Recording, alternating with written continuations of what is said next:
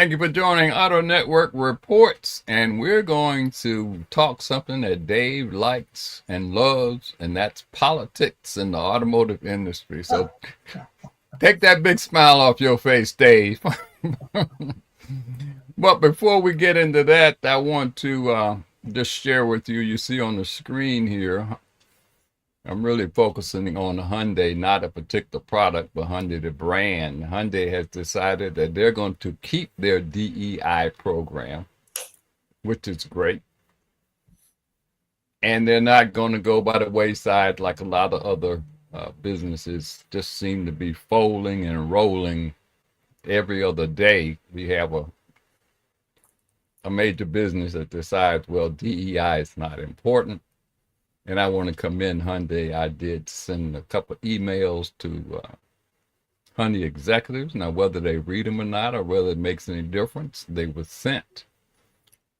But before we get into the show today, we're going to talk about, well, here we go again, and maybe not, tariffs and how they're going to affect the auto industry. And if we have time, we'll take a look at the big Nissan Armada. But before we get into that, we have a recall. Volkswagen and Audi, 60,000 vehicles. The gear position display may not display the gear position. So if you don't have your handbrakes in place, the car may roll away. And that's 60,000 vehicles. Go to NHTSA.gov, enter your 17-digit VIN number, and see if in fact your vehicle is under recall. What year? What model years are those? I don't have the model years. It's a variety of them, so I just always say go to NHTSA.gov, enter your 17-digit VIN number, and see if in Roosevelt decided to go for a break on us. I'm back. Okay. And of course, if you're out of your Volkswagen do roll away, you don't need to check on your recall. You know that it's part of the recall. Yeah, that's usually a giveaway. Yeah. But I always say go to NHTSA.gov anyway, at least maybe every 6 months or so, to see if your car is under recall, because you may not have gotten a recall notice. And that happens a lot. People's cars are under recall and they didn't even know it. So. Well, you know, go ahead. But the gear selector, most people don't even pay attention. They just throw it into gear. I've seen people just shut a car off and get out and walk away. Yeah. And those of us who learned to drive in the ye olden days, where we learned to put on our emergency brake, turn the wheel toward the curb, and make sure the vehicle was in park or at least neutral, we're fast becoming dinosaurs in the world of Say what? Say what? You used to do that. You still do that, Greg? Yep. I live on a hill. You don't know the audience that we're talking to. You know our audience. You know what our age group of our audience is? 35 to 44. Can you believe that? Well, that's a good thing. But they're children. 35 to 44. How many years have passed since we've seen 35 or 44? Well, if you add them up, I think we're there. We're there, yeah. But every time I look at that, I have to laugh. Because you look at us, you know, we're all gray hair or no hair. But I guess people are interested in what we have to say. And speaking of that, let's just get right into the topic of the day. And I titled this, Here We Go, Tariffs on Mexico and Canada. And here's the show. And here we go. No tariffs on Mexico and Canada for what? Maybe a couple of days? For a couple of days? For 30 days? It's like the dumbest. The best line I saw was the line from the Canadian Premier Trudeau, who said, Donald Trump may be a smart man, but this is the dumbest move he's made. Here's some realities. Well, you say, oh, yeah, let's put tariffs on. But no one realizes that $50,000 car just became $62,500 under these tariffs. Right. Well, Terry joined us, and he said he's 55 and he's from North Carolina. So, Thank you, Terry. We appreciate someone with some gray hair. Well, or some let experience. let's set some background here, especially when it comes to automotive industry. Not only these tariffs are just going to be on, well, the big three have been taken off the list for now, for at least the next 30 days. But let's just say the tariffs are on. Right now, the average price of a new car, $44,000 and some change, dropped from $47,000, which was at the end of last year. One thing that will always happen in the auto industry, whether it's an increase in price from the suppliers, whether it's a tariff, the consumer will always be the one to absorb the cost. That is a given. It's going to be passed on to the consumer. And you can say whatever you want, that cost is going to be passed on to the consumer.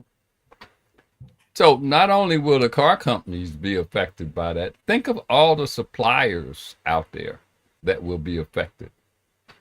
You know, you take any plant in the country, you have suppliers that have deliberately built facilities close to the plant so that they can have one day delivery or on-time delivery, whatever they call it now, or at least shorten the time frame to get what the manufacturers need to build out an automobile, because the manufacturer only assembles the car. They don't make hardly anything anymore when it comes to an automobile.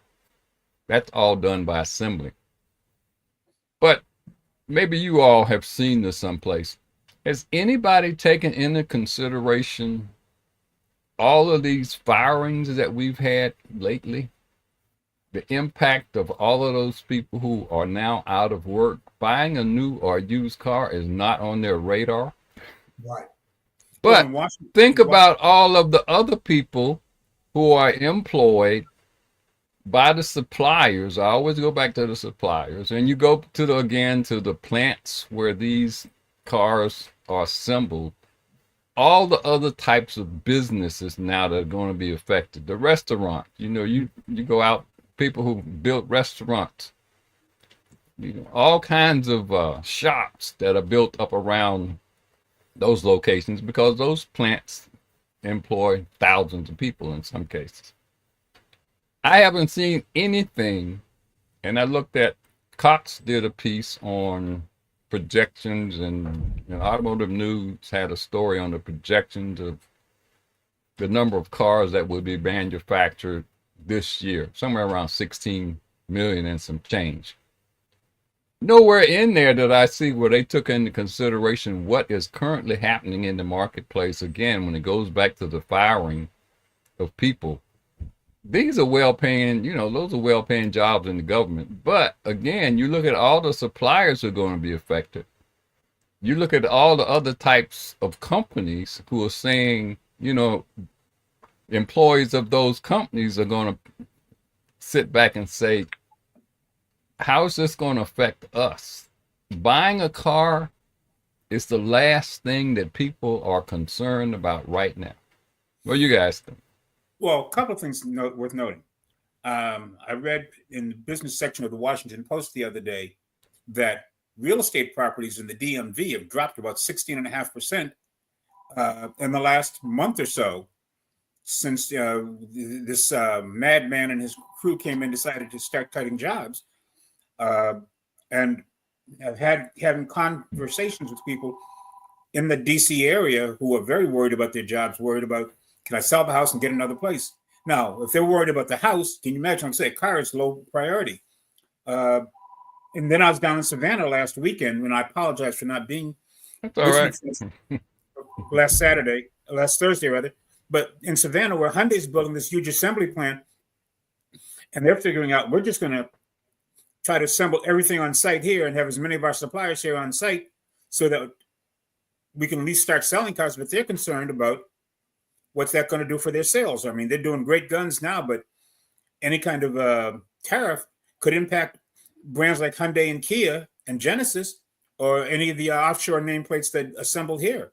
So it's a ripple effect, and it's just one of those things of, oh, I want to stop the water from running, so I'm just going to cut the line from the street, and oops, we got a flood somewhere else. Yeah. If I heard this correctly, most of the jobs are not in DC. They're outside of the Beltway.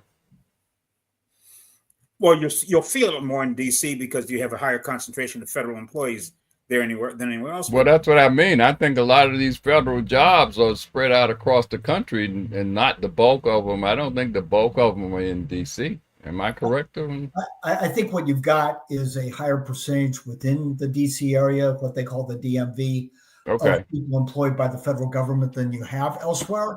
But I wouldn't argue that the majority of federal jobs are spread throughout many of the 50 states. I get a big kick out of those jobs that are in the West and Northwest, Alaska being a good example. States that voted overwhelmingly for Trump are now impacted by these cutbacks in federal employment. And I got to think they're wondering, what they did. And would the White House physician, if there is a chemical imbalance in the person that holds that position in the Oval Office, could not a White House physician find some meds to correct it? It's utterly amazing that hundreds of thousands of people, their lives have been impacted already by this poor decision making, or they're on pins and needles because they think their lives will be impacted. Yeah, so Oklahoma is a classic example. Oklahoma City, Tinker Air Force Base outside of Oklahoma City, they're talking about, losing civilian employees there. That would wipe out a big portion of the local economy in Oklahoma City. And last time I looked, that was a very red country. And then in words that I read, some folks in Kansas who were big time Trump supporters who worked for the VA got notified, oh, your job's gone, you're out. And they're realizing, oops. And my Steve Urkel voice, did I do that? Yeah. And the number of veterans employed now in civilian positions, hired in part because they could do the job, hired in part because they were veterans. And those people are being laid off. And this is how the guy who avoided military service because of a bone spur treats veterans. So that pretty much is all you have to say. But I would argue the imposition or the threat of tariffs on the automotive industry suggests no one in his administration has a clue as to how cars are built in the 21st century for the North American market. And the fact that they don't have a clue tells me they don't have a clue. I also read that if the tariffs are imposed, let's say after the 30-day period, it could wipe out all the profits of the big three.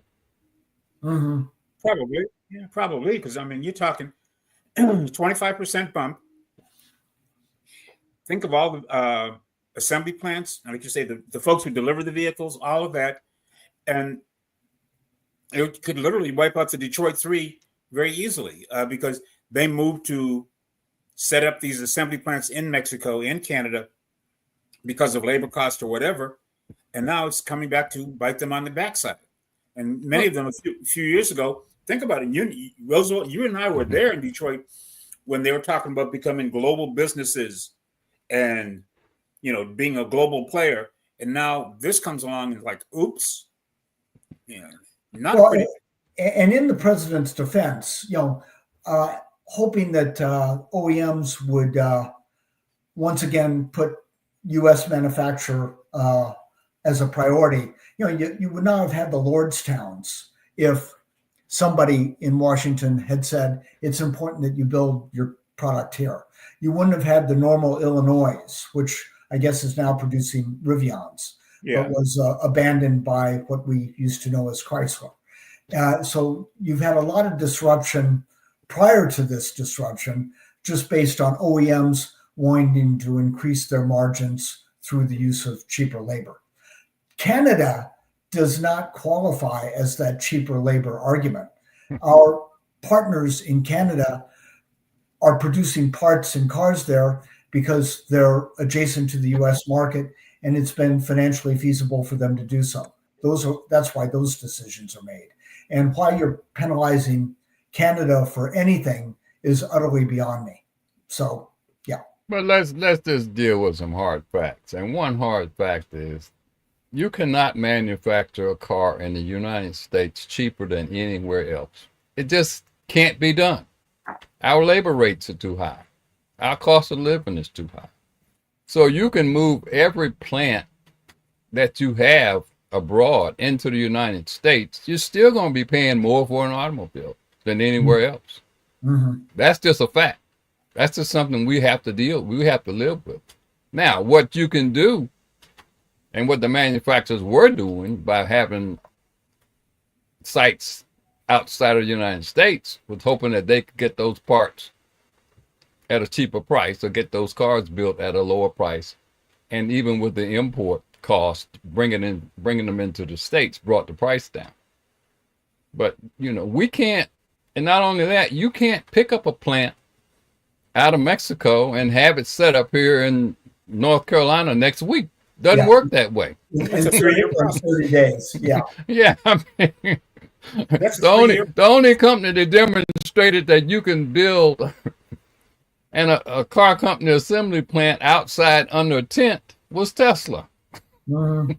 And what they did it in 60, 90 days or something like that. They had a line up and running. But you can't move a manufacturing facility from another country into the United States and have it up and running next week. Oh, we know that. It's not going to happen.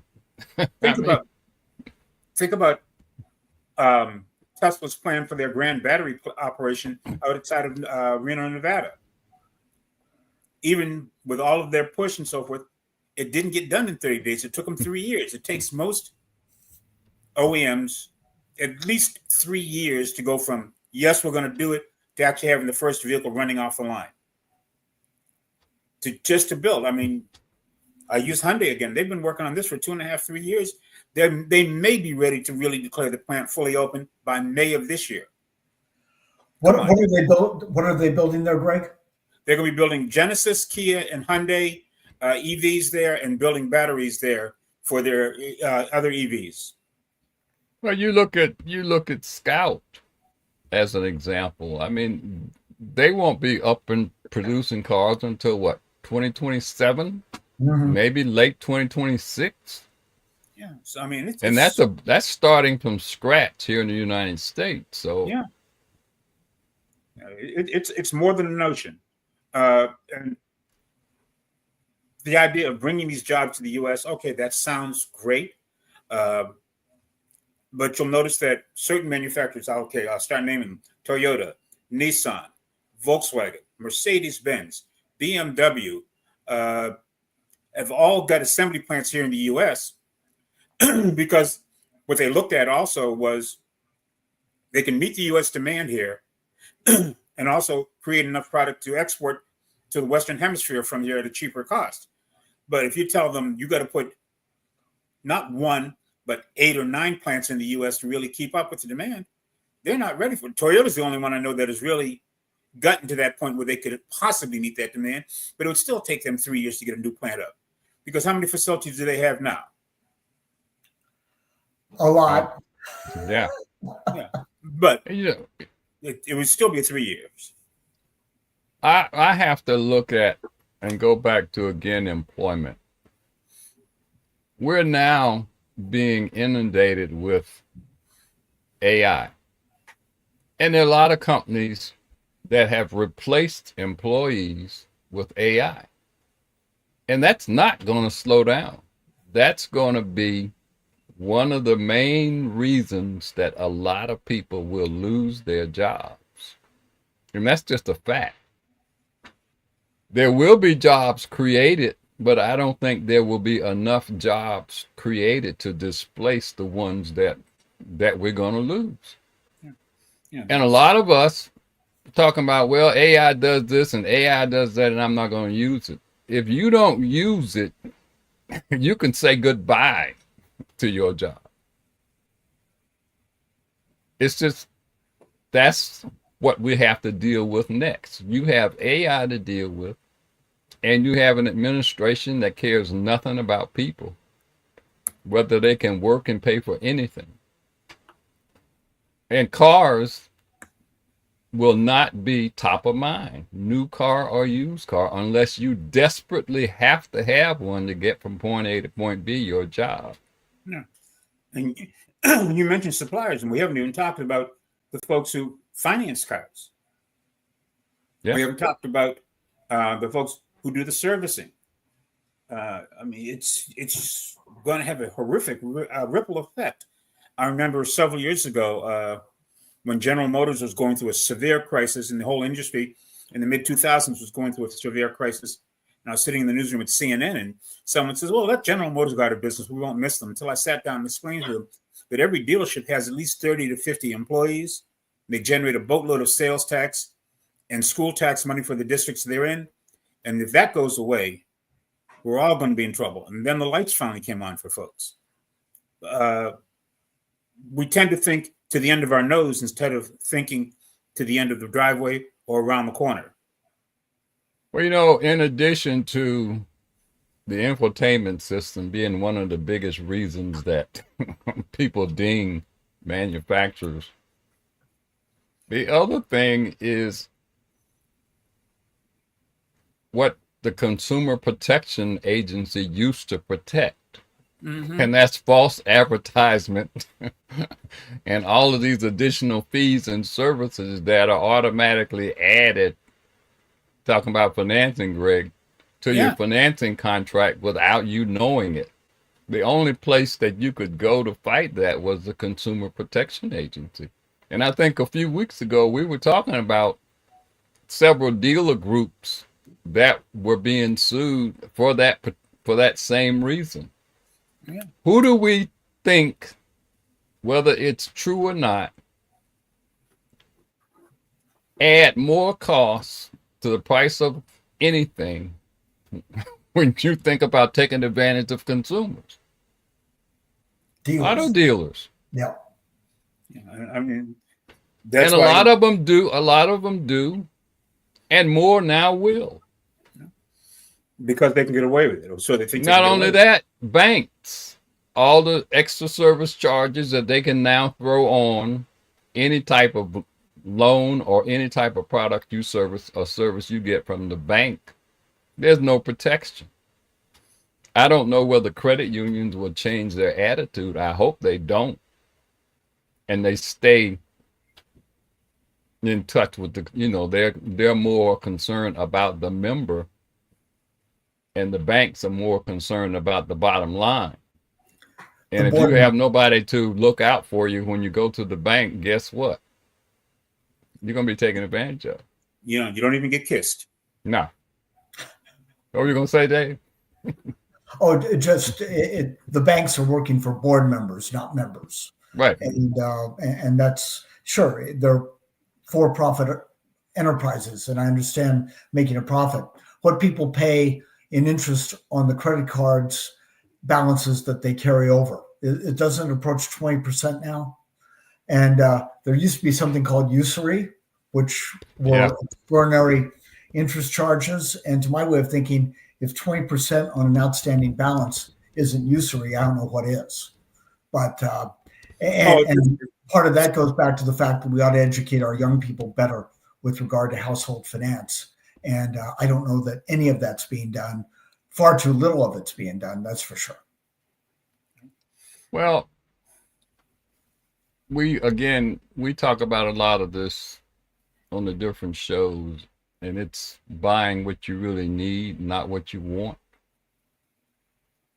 And I think that people are still going to go out here and try and buy what they want, regardless of whether they need it or not. And with that said, Roosevelt, and that obviously is something I preach frequently also. This week I'm driving a $31,000 Kia K4, which is a Honda Civic, Toyota Corolla competitor, and it's well equipped. You don't have to spend $31,000 on it, but this one is $31,000. That, using your number, that's almost $15,000 less expensive than what the average new vehicle is. But that $30,000 with $5,000 down is still $500 a month. for 60 months. That I don't perceive that to be affordable with anyone that is occupying a middle class livelihood.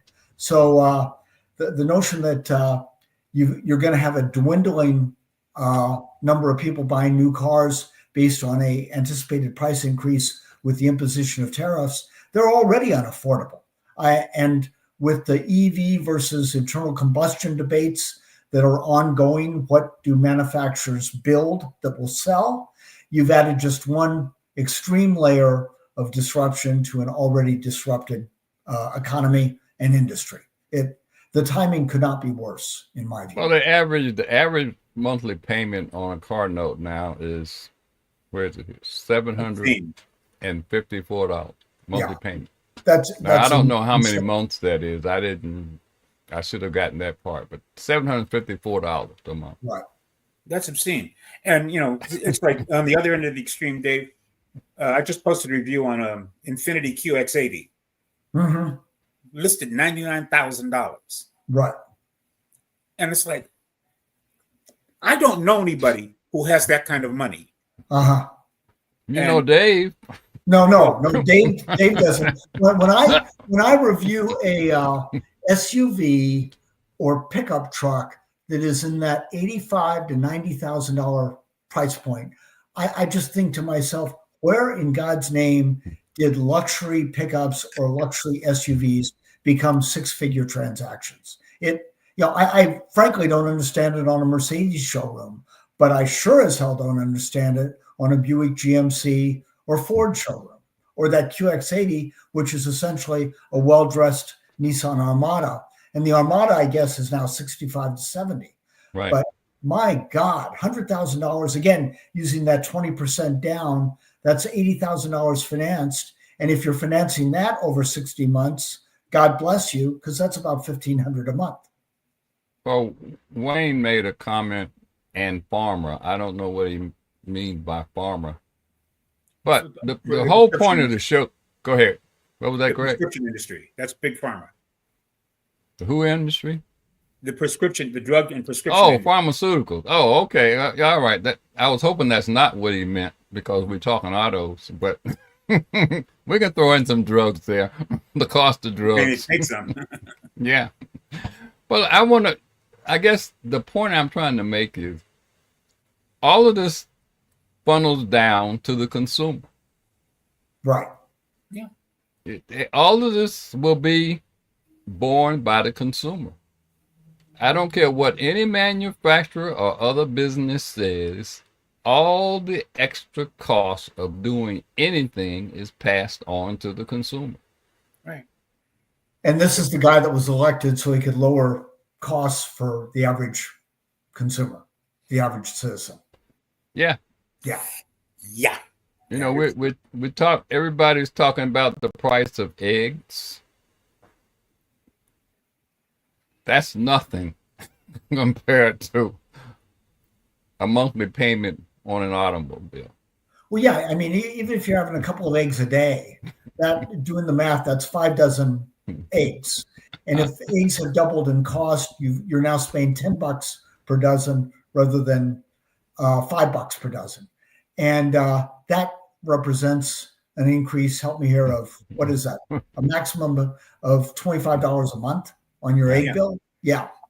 A drop in the bucket relative to everything else that we could discuss that impacts your household budget. One of the other things that we haven't even touched on is part of the tariffs that Trump wants to impose on Canada would be on oil. Mm-hmm. We get a big chunk of our domestic oil supply from Canada. Yeah. And if the Canadians decide to shut off that pipeline, it's not going to be pretty. Right. And if you live in the Northeast or along the upper Midwest, like Wisconsin, Michigan, Minnesota, most of your electricity comes from across the border in Canada. So it's not a real good idea to piss off the Canadian government right now. Yeah. And, Americans love our fresh fruits and vegetables. Well, guess what? A lot of that's coming from Mexico. Yeah. So unless you get a victory garden out back and it's done well over the winter, it's not going to be pretty for a while. Maybe you could convert Mar-a-Lago into a truck farm. Convert into a lot Well, of things. one thing that I guess keep the manufacturers up at night is uncertainty. Right. There's so much uncertainty now. You know, you have car companies who said that they were going to go mostly EVs. They're pulling back on that Right. because they don't know what's going to happen with the what is that, the discount, Yeah, the $7,500. the $7,500 in some cases. Now they don't know what's going to happen with the tariffs. 30 days is not time enough for anybody to make a decision as to what you're going to do from a manufacturing standpoint. You know, it takes 30 days to get the people in the room to come up with more than that, to come up with a plan of action. Right. And this uncertainty affects everybody. No, we're talking about the auto industry, but I always go back to the consumer. The consumer right now, they don't know what's going on. They don't know whether they're going to have their job. They don't know whether they're going to have their Social Security checks, which I hope they don't take away. I paid into that. I want mine. They don't know what's going to happen with Medicare, Medicaid. All of that stuff is up in the air. And all of that uncertainty just keeps everybody on edge. It increases the amount of stress and tension in your life. Right.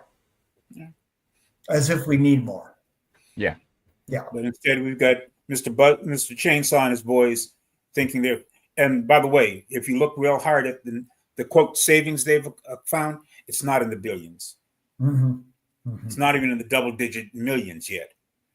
So, well, we all know where the savings can come from, and they could be immediate. And one of them is with one of the guys that's out there running around with a chainsaw. Cancel all his contracts. Yeah. I mean, gee, we see how many millions would that be? You know, 400 million, 500 million. Right there? cancel the contracts. Mm-hmm. Yeah, and this is only hearsay, but Musk, as I understand it, doesn't pay personal income tax, and he's the world's wealthiest man. Yeah, and I mean, regardless of what they pay, no business became successful without consumers buying their products and services. Right. Someone's got to be the end user. Yeah, agreed. Yeah. So, if in fact, and I say it and I've been saying it for 20 plus years, if you want to get Republicans and Democrats and everybody on your side, look in your purse, your wallet, or your pocketbook, and they're right there on the currency. Every day you make the decision as to how you're going to use them. They do not ask for any negotiation. They don't try to argue with you. You make the decision where you're going to spend that money. That should be a bumper sticker, Roosevelt, but it would be a very long bumper sticker. I mean, we've always had that power. Right. Nobody tells you where to spend your dollar. You make the decision as to where you're going to spend your dollar. And like I said, we have Republicans and Democrats and others on the face of our currency. They look at you and say, "Hey, Dave, good morning." And that's all they say. They don't say anything after that. Now, Dave decides who he's going to give them to. Starbucks. Whatever. But anyway, I want to thank all of you for joining the live presentation of Auto Network Reports. I want to thank those who watched the replay. And I always want to ask that you please, if you know an African-American male or any male now 30 years or older, make sure he visits his urologist and get that PSA exam. Also, please show the panelists some love by liking, subscribing, visiting their social media sites. And as always, please buckle up, don't drink and drive. Buckle up, don't text and drive. See you next time. Thanks, guys. Be safe. Bye-bye.